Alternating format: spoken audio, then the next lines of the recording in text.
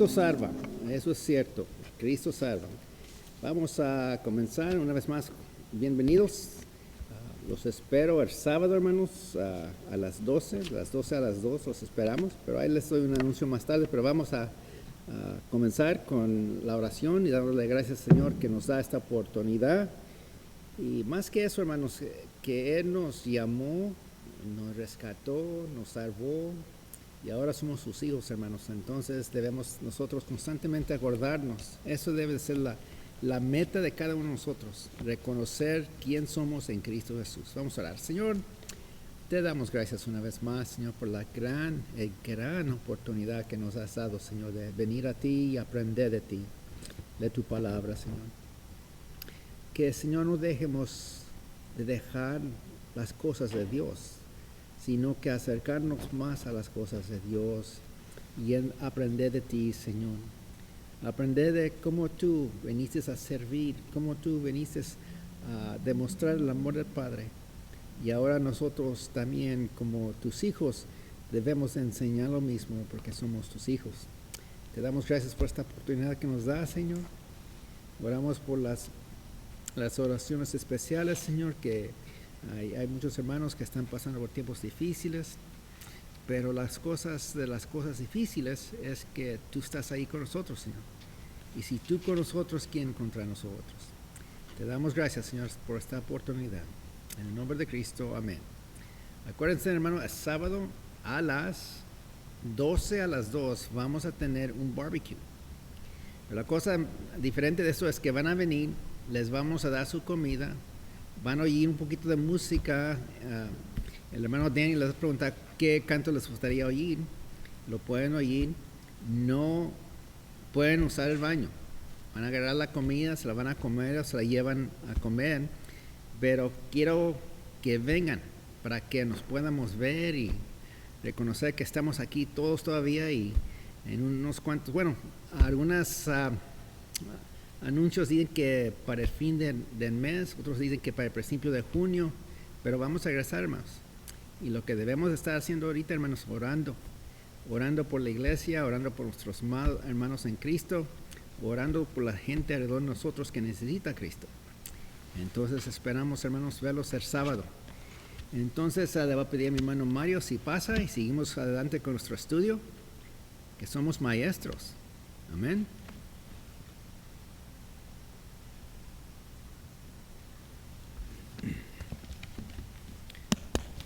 Buenas tardes, hermanos, que es un placer estar aquí nuevamente, un miércoles más, un día más que vamos a utilizar para seguir creciendo y darle el honor y la gloria a quien lo merece, a Dios. El estudio de la semana pasada fue: las Escrituras nos enseñan lo que es correcto. Ya vimos esa área, ya cubrimos esa área. El estudio de esta semana es lo opuesto al de la pasada. El estudio de ahora se llama Las Escrituras nos enseñan lo que es incorrecto. Incorrecto. La palabra nos va a decir lo que hacemos mal, aunque nosotros sabemos reconocer lo que es incorrecto, pero no lo aceptamos. Versículo de memoria, Deuteronomio 6, del 5 al 6. Y amarás a Jehová tu Dios de todo tu corazón y de toda tu alma y con todas tus fuerzas, y estas palabras que yo te mando hoy estarán sobre tu corazón. Seguimos creciendo en este ministerio que se llama siendo un maestro lleno de la palabra. En segunda de Timoteo, si vamos ahí primeramente, en segunda de Timoteo 3, 16 al 17,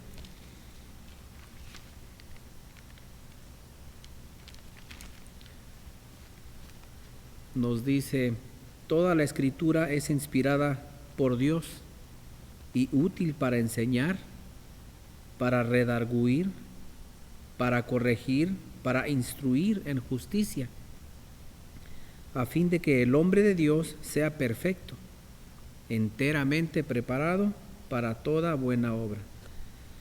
También nos informa que las escrituras inspiradas tienen una segunda función. Dios las usa para enseñarnos lo que hay de malo en nosotros. Son útiles para redarguir. Las escrituras nos definen la verdadera naturaleza de cualquier problema que estemos tratando.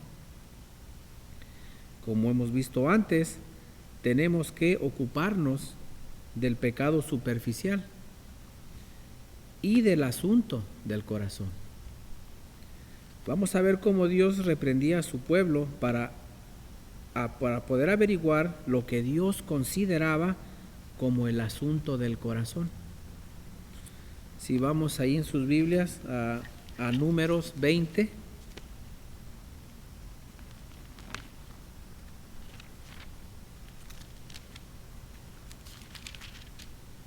Números 20 y vamos a leer del 1 al 13.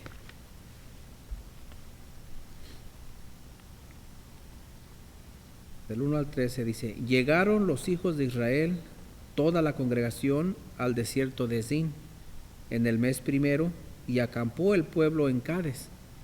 Y ahí murió María, y ahí fue sepultada. Y porque no había agua para la congregación, se juntaron contra Moisés y Aarón. Y habló el pueblo contra Moisés, diciendo: Ojalá hubiéramos muerto cuando perecieron nuestros hermanos delante de Jehová. ¿Por qué hiciste venir la congregación de Jehová a este desierto para que muramos aquí nosotros y nuestras bestias? ¿Y por qué nos has hecho subir de Egipto para traernos a este mal lugar?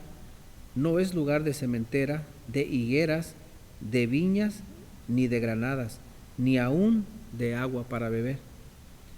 Y se fueron Moisés y Aarón de delante de la congregación a la puerta del tabernáculo de reunión, y se postraron sobre sus rostros, y la gloria de Jehová apareció sobre ellos. Y habló Jehová a Moisés diciendo: Toma la vara y reúne la congregación, tú y Aarón tu hermano, y hablad a la peña a vista de ellos, y ella dará su agua, y le sacarás aguas de la peña, y darás de beber a la congregación y a sus bestias. Entonces Moisés tomó la vara de delante de Jehová, como él le mandó, y reunieron Moisés y Aarón a la congregación delante de la peña, y les dijo: Oíd ahora, rebeldes, os hemos de hacer salir aguas de esta peña. Entonces alzó Moisés su mano y golpeó la peña con su vara 2 veces, y salieron muchas aguas, y bebió la congregación y sus bestias. Y Jehová dijo a Moisés y a Aarón: Por cuanto no creísteis en mí, para santificarme delante de los hijos de Israel, por tanto no meteréis esta congregación en la tierra que les he dado. Estas son las aguas de la rencilla, por las cuales contendieron los hijos de Israel con Jehová, y él se santificó en ellos. Dice, nota la reprimenda a Moisés por golpear la piedra, cuando le dijo: hablarás. Moisés obviamente estaba enfadado con el pueblo. De hecho, las escrituras nos enseñan mucho sobre la naturaleza de la ira en este texto. Cuando Dios reprocha a Moisés por manejar mal esta situación, sin embargo, Dios no reprende a Moisés por su ira, sino por su incredulidad, como vemos ahí en el 20:12, que dice: y Jehová dijo a Moisés y a Aarón: por cuanto no creísteis en mí. Es incredulidad. Cualquier evaluación de una situación que excluya a Dios nos llevará a una conclusión equivocada, porque no se ha considerado todos los datos. Moisés ignoró a Dios al evaluar la situación y tratar de ocuparse de ella. Ignorar a Dios es tan peligroso para el hombre como es para un nadador el ignorar la naturaleza y el comportamiento del agua que hay alrededor de él. Si un nadador no considera la ausencia de oxígeno bajo el agua, terminará destruyéndose. Vivimos y nos movemos y somos en Dios. Si vamos a Hechos 17:28.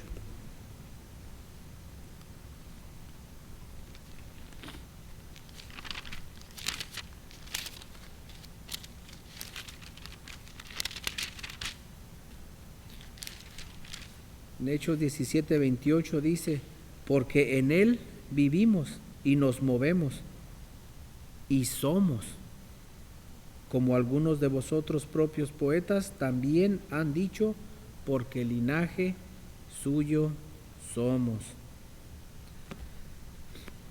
Él nos rodea y nos sustenta.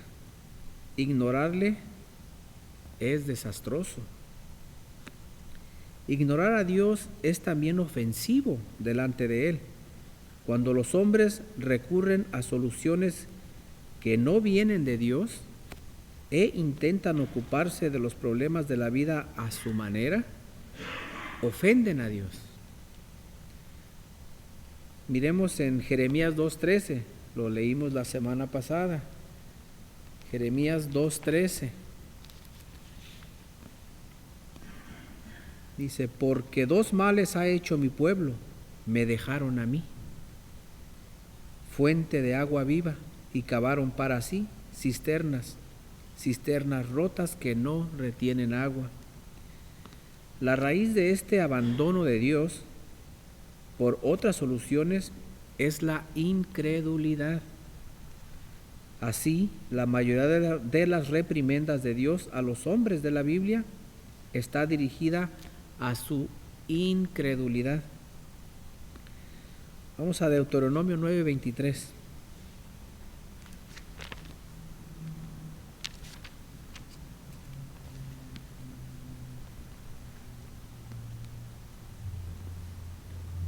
Deuteronomio 9:23.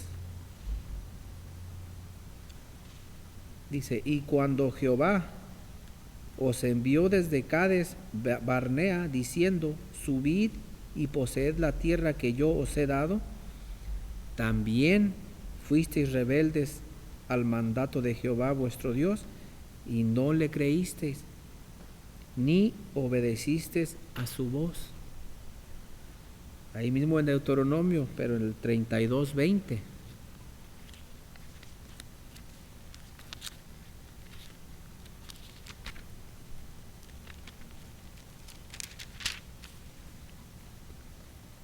El 32:20 dice, y dijo, esconderé de ellos mi rostro, veré cuál será su fin, porque son una generación perversa, hijos infieles. Dios muchas veces reprendió a su pueblo en el Antiguo Testamento por su incredulidad, a pesar de que el problema más obvio eran las quejas, la avaricia, el miedo o la inmoralidad. Ellos se entregaron al pecado por falta de ver a Dios. La verdadera realidad en la situación, ellos estaban fuera de contacto con la realidad. ¿Y qué es la realidad? Si recuerdan los estudios pasados, la realidad es Dios. Vivir fuera de la realidad es vivir fuera de Dios. Muchos de nosotros creemos que la realidad es lo que vemos, lo que palpamos. Y sí, son reales las cosas, pero la verdadera realidad es Dios. El escritor a los Hebreos acertó el problema de los hijos de Israel. Si vamos a Hebreos 4:2.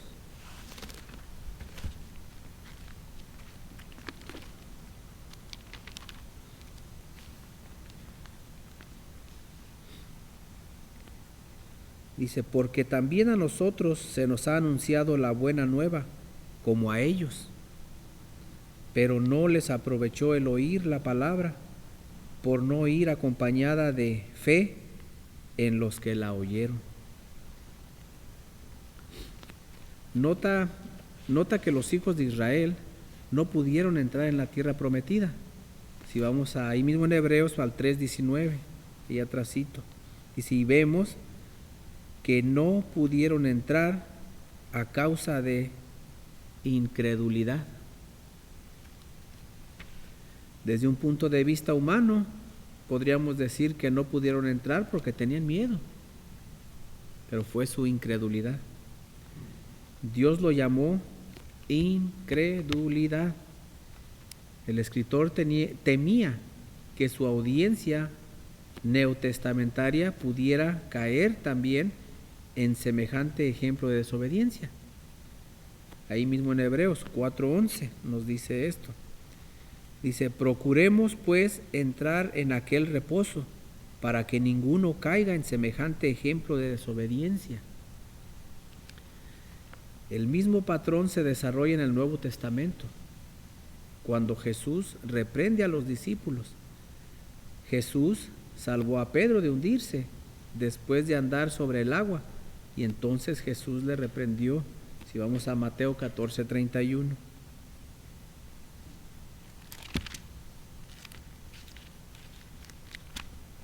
Mateo 14:31. Dice: y cuando ellos subieron en la barca, se calmó el viento. No, ese es el 32, perdón, me adelanté. Al momento Jesús, extendiendo la mano, asió de él y le dijo: hombre de poca fe, ¿por qué dudaste? ¿Verdad? Hombre de poca fe. Cuando los discípulos se ausentaron en la tormenta, se asustaron en la tormenta, dijo, si vamos a Marcos 4:40.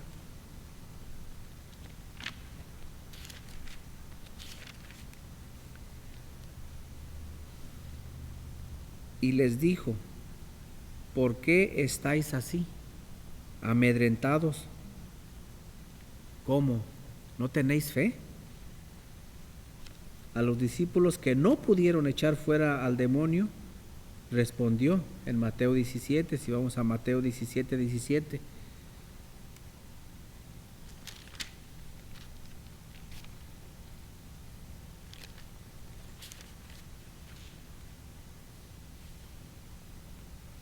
Dice: respondiendo Jesús dijo: oh generación incrédula y perversa, ¿hasta cuándo he de estar con vosotros?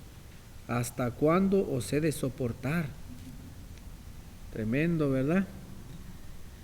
Y a los dos discípulos con quien habló en camino a Emaús, afirmó, si vamos a Lucas 24:25.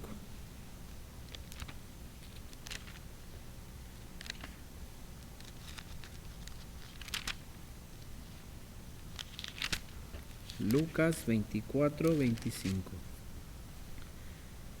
Dice: entonces él les dijo: oh insensatos y tardos de corazón para creer todo lo que los profetas han dicho. Insensatos y tardos para entender. Pablo resumió la disposición correcta del creyente cuando reafirmó la verdad del Antiguo Testamento. El justo por su fe vivirá. Vamos a ver esto en Habacuc 2:4.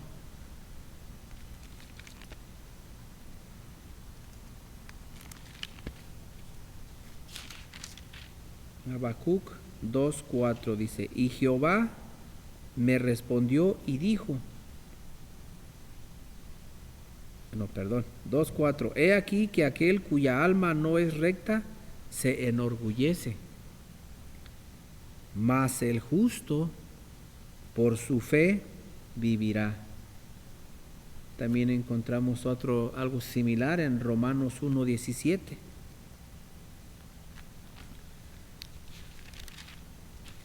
Ahora sí tenemos algo de qué apuntar para que tengan sus notas y repasen. 17. Dice, porque en el Evangelio la justicia de Dios se revela por fe y para fe, como está escrito, mas el justo por la fe vivirá. También lo encontramos en Gálatas 3:11.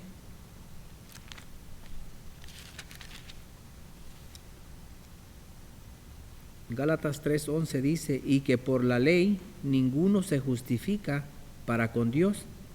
Es evidente, porque el justo por la fe vivirá. El escritor a Hebreos nos recuerda que sin fe es imposible agradar a Dios.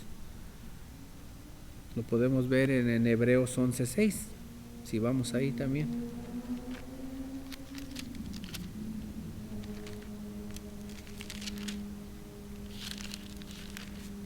Hebreos 11:6 dice, pero sin fe es imposible agradar a Dios, porque es necesario que el que se acerca a Dios crea que le hay y que es galardonador de los que le buscan. Y entonces enumera en el mismo capítulo muchos ejemplos de los que caminaron por fe. Estos fueron honrados en este capítulo, que le llaman la galería de la fe, porque vieron la promesa desde lejos, vieron al invisible. Si vamos ahí mismo en Hebreos, en el 11:27, ahí nos dice, por la fe dejó a Egipto, no temiendo la ira del rey, porque se sostuvo como viendo al invisible. No vieron como meros terrestres, inconscientes de las mayores realidades de Dios y sus caminos. Vamos a Hebreos 3, del 12 al 13.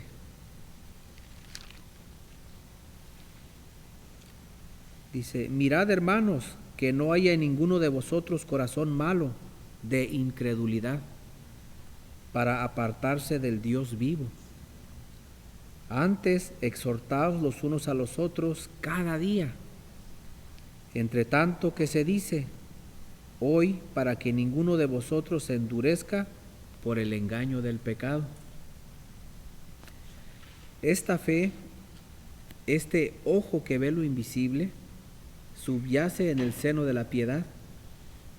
El pueblo de Dios fue reprendido por su incredulidad, por no ver a Dios en las circunstancias, más que por cualquier otra cosa. Incluso la incredulidad subyace en el núcleo de la ira, la depresión, la avaricia, la inmoralidad y todos los otros vicios, porque el creyente ha quitado su vista de su Dios, como la fuente de toda delicia y provisión, y ha mirado en otra dirección, y siempre ha acabado decepcionado. El pecado exterior indica un corazón de incredulidad. La reprensión por la incredulidad es el patrón de los profetas, de los apóstoles y del Señor mismo. Las Escrituras nos dicen verdaderamente lo que es incorrecto. Un corazón de incredulidad, digno de recordar. ¿Qué sabemos de esto? Que si nos lo repiten es porque es importante. El pueblo de Dios fue reprendido por su incredulidad, por no ver a Dios en las circunstancias más que por cualquier otra cosa. Fue su incredulidad. Dice aquí, habla con Dios hoy. Hoy pídele a Dios que te haga consciente de las veces en que demuestras incredulidad por tus reacciones a las circunstancias de la vida. Refresca tu mente en cuanto a su grandioso poder y soberanía, reflexionando sobre Isaías 40. Tenemos ahí un buen capítulo para leer, Isaías 40. Les invito a que lo lean en su casa. Pensaron que se me iban a escapar sin tarea. Ahí está, Isaías 40, yo ya lo leí y todavía seguimos meditando y reflexionando, porque está bueno, está tremendo. Les invito, hermanos, a que lo lean. Tiempo hay, excusas también, pero ¿qué es más importante para nosotros? Agradar a Dios. Vamos a orar. Padre Santo, Señor Padre bendito, gracias te damos por esta oportunidad, Señor, que nos das de congregarnos, Señor, y de estar leyendo y creciendo en tu palabra, Señor. Gracias, Padre, porque tú has hecho estos medios, Señor, tú has hecho posible todo esto, Señor, para que tu palabra siga, Señor, para que no pare, Señor. Gracias, Señor, por las herramientas. Gracias, Padre, por este estudio. Gracias por usarme, Señor, y por hablar tú por medio de mí, Señor. Toca esos corazones, Señor, para que sigan honrándote, Señor, con sus acciones, su ejemplo y más que nada con su crecimiento, Señor. Ponemos toda nuestra fe en ti, Señor, y pedimos la bendición para todos los hermanos, Señor, y para todo aquel, Señor, que no te conoce, Señor, que toque su corazón para que venga y se rinda a tus pies, Señor, y no hay mejor comida ni mejor agua que la que tú das, Padre Santo. Gracias te doy, Señor, en el bendito nombre de Cristo Jesús. Amén.